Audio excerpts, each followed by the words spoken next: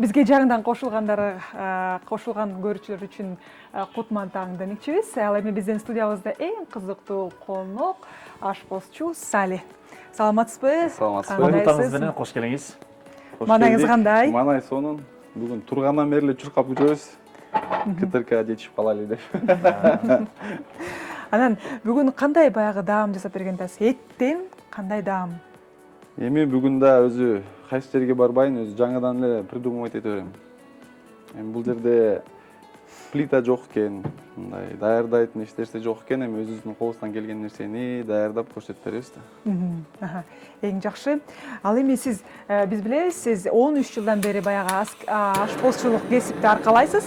Анан баягы бычактар менен да ойнойсуз. Ошону биринчи көрсөтүп беребизби? Азыр муну жылытайын, анан жетишебиз, анан. Бул эмне кылып атасыз азыр? Баштан баштайлы, айтып берсеңиз. Бул специально азыр грейм масло менен сковородканы. Жылытып атабыз. Ушинтип айтып кетейин.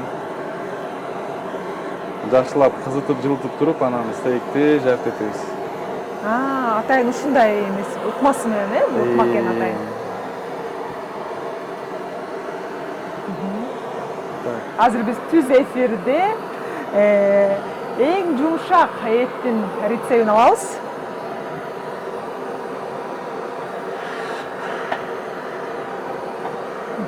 Суроолоруңуз болсо айта бериңиз, мен жооп бере берем да. Анан негизи этти жумшак кылыш үчүн кандай ыкмаларды колдонуш керек? Этти жумшак кылыш үчүн биринчиден туура жасаш керек. Экинчиден туура маринад кылыш керек. Үчүнчүдөн ал мясонун өзүнө зависит этет. Кайсыл жеринен, адам жамбашынанбы, белиненби, мойнунанбы дегендей. Малдын, Малдын. Ошодон билинет, анан ошол жакшы жерин тандап алып, кесипкер болсо жакшы жерин тандап, өзү жакшы мягкий жерлерин чыгарат да. Ошол ферментировать этилет, ошол жасалат стейк. Ошодон анан өзү мягкий стейктерди анан келип пробовать этип жейбиз да. Мына ысып чыкты окшойт, Майы ысып атат да бул, Бул май менен как раз сыр бар бул жерде. Сыр. Бул этти маринад эткенде эмнелер кошулду, ошого да токтолуп айтып берсеңиз. Азыр эфирге розмарин алып келем деп эсиме чыгып калыптыр. Өзү любой стейк розмарин менен бышкан болсо вкус даамы жакшыраак болот. Черный перец, специальная приправа шеф Сали деген болот. Ал секретный приправа. Ал айтылбайт. Соль бар,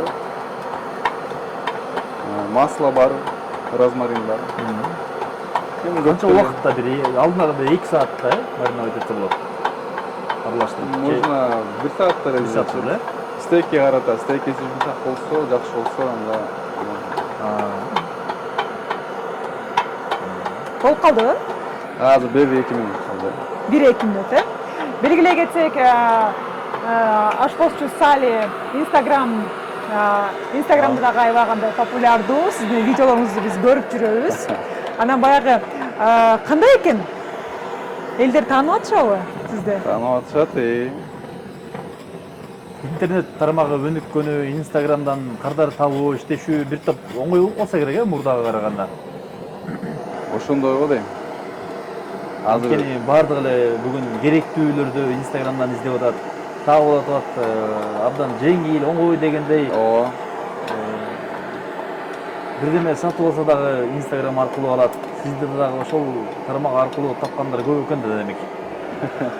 Белгилүү Нусретти дагы баягы туурайсыз деген дагы пикирлер бар. Буга кандай дейсиз? Так, эми жалган айтып кетпейин.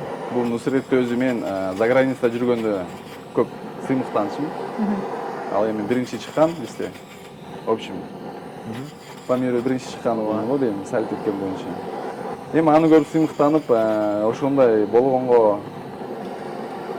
аракет кылчумун, бирок точно Нусретти эмес, эми өзүмдүн способностьтумду көрсөтүп, өзүмдүн талантым менен чыккан да.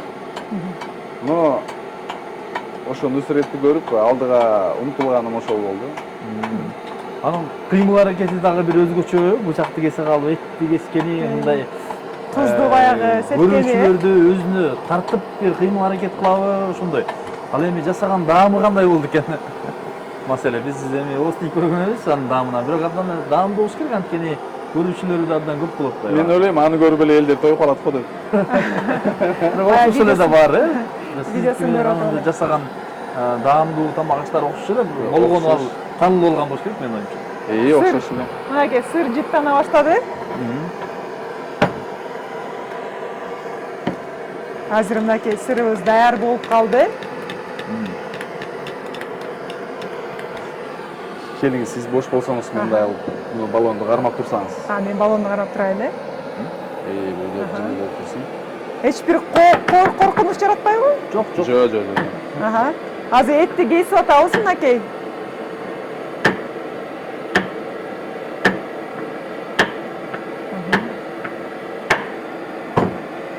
Этти кесип.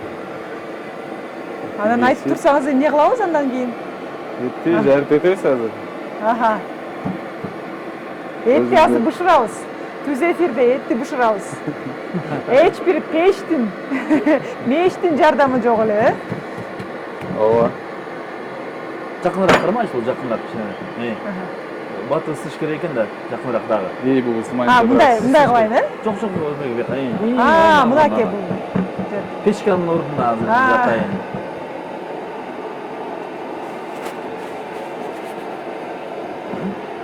Бул Бул эмне?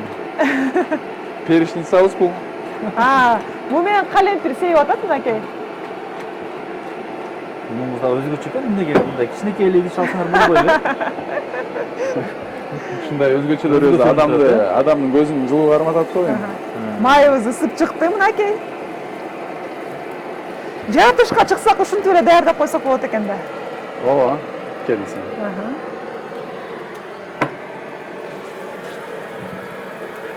Этти мынакей түз эфирде бышырып жатабыз.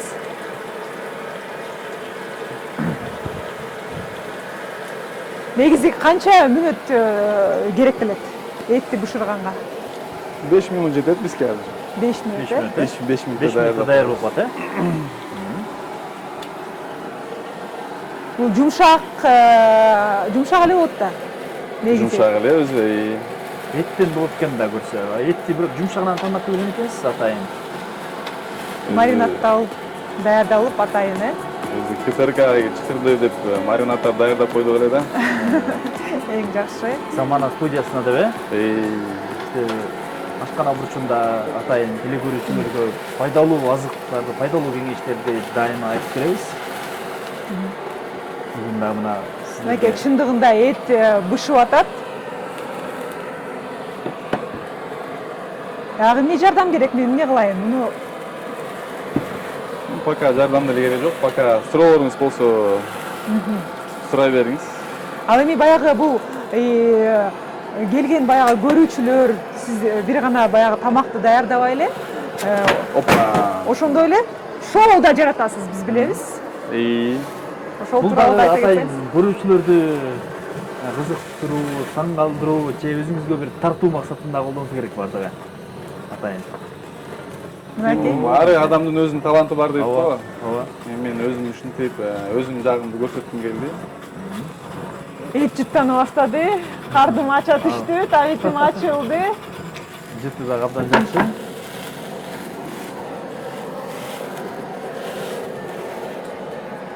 Эми? Бир минут.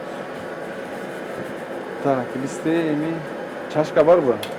Атайын табак керек экен, азыр. Табак бар.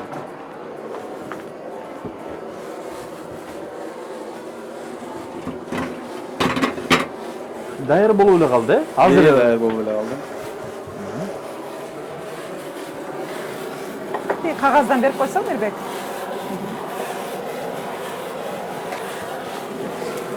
Бир сыра ачып берейин. Табагыбызды бир сыра ачып берейин. Мынакей табагыбыз да даяр. Муну бияка коюп коеюн. Ошол эле коеюн. Этибиз даяр болуп калды. Этибиз даяр болуп калды. Даяр болуп калды. Азыр эми? Азыр көрөсүңүз. Кайсы жерине келди? Бардыгы ойлоп турат азыр экен. Стейкти бул жерде аябай сонун жасалган. Бирок стейк эмес. Башкача тамак. Кандай ат коюп койдуңуз? Кеңизден сиз мындай кармап туруңуз. Жакындатпай ушундай кармап туруңуз. Эчтеке болбойт да, э? Эчтеке болбойт. Коркпой эле койсо болобу? Коркпой эле койсоңуз болот. Бул жерден пияз дагы. Айтып турсаңыз эне теле көрчүлөр. Так, черри помидор, рукола и красный лук. Кызыл пияз десек болот. Андан кийин А то аралашып кетет да бизде баарыбыздач. Так, бул специально ушул жерден удобный эмне. Чөп чарды туура алат экенбиз. Туруп алабыз чөп чарды. бул эмне ошондо? Рукола. Специально чөп. Аябай дамдуу.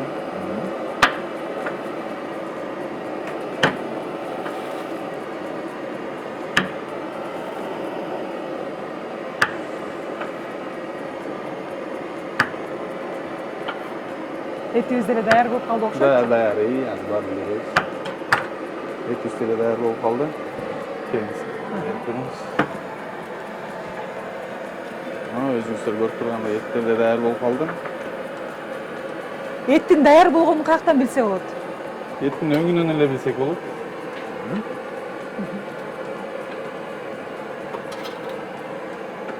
Ушинтип баары биринин ортосунда коюш керек экен да демек. Эми адамдын оозуна бататындай удобный болуш керек да. Кесип коет экенбиз, э? Кесип коюш керек. Эң сонун. Андан жакшы. Эми Бул бизде азыр мясной салат болуп атат. Ага, кармап турайбыз. Эми муну мындай кылып туруп кесип чыгабыз. Эми коздойт экенбиз, э? Мындайча айтканда. Костойбуз. Эң сонун. андан жакшы. Көрүнүшү дагы Аябай. таң эрте Чындыгында табитибиз ачылды. Ооба. Пияздын жыты дагы аябай буркурап чыга баштады. Болду окшойт, э? Болду. Бул жерде эми биздин Аз эле убактыбыз калды. Мындан өзүбүздүн даярдаган соус. Соус менен куюп коет экенбиз. Тамагыңыздар даамдуу болсун, ардактуу теле көрүүчүлөр. Азыр Андан кийин? самый последний калды. Эң акыркы. Эң Оны акыркысы өчүрүп койсо калды. болотпу? Өчүрүп койсо болот. Каяктан Өчүрбөй өчүрүп? турсаңыз азыр 1 минут. Ага. Азыр эң негизгиси. Так, эми Эмне кылабыз? сиз качып туруңуз бираз. Ага. Мынакей. Азыркы учурда урматтуу теле көрүүчүлөр.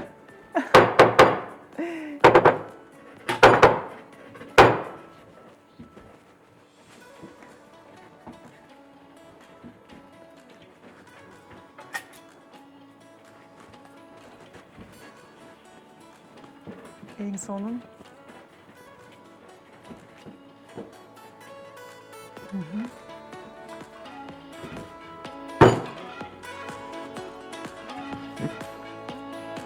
Бираз неудобнораак экен, но Мына биз ушинтип, өзгөчөлөнтүп, тузду себебиз Хоба! тамакка. Эң сонун. Андан жакшы. рахмат. Баракелде, баракелде. Рахмат. Сали Ыраазычылык сизге билдирели. аябагандай ыраазычылыгыбыз зор. Мынакей Да. тамагыбыз. Дап даяр болду. Сонун. Эч бир мештин, эч бир баягы плита деп айталычы, плиталардын жардамы жок эле. Мынакей этти бышырып, сонун даамды бердик, э? Рахмат сизге бар болуңуз. Рахмат. Сизге ийгилик Рахмат болсун. сиздерге. Сонун даамдуу. Эми жыт эле бир куш